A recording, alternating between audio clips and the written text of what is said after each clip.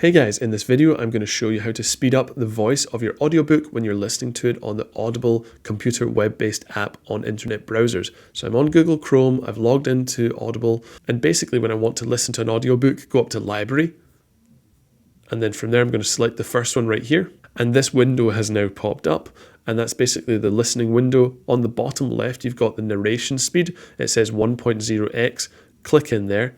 And from here, you can basically increase the speed from 1.0 all the way up until 3.5x, and then click in there, start playing, and it's going to increase the speed very, very dramatically.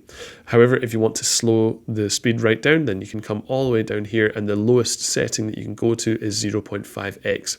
I often find that the sweet spot for me personally is 1.5x because the audiobook is playing a lot faster, but you're still retaining a lot of information. If you played it at 0.5x, it'd be far too slow for me and it would just get annoying. But if you played it at 3.5x, then you're going to get through the audiobook a lot faster, but you're not going to retain as much information. So guys, hopefully this video has been helpful. If it has, I'd really appreciate a like and subscribe to this channel. And if you have any questions or comments, feel free to leave them down below. Thanks very much.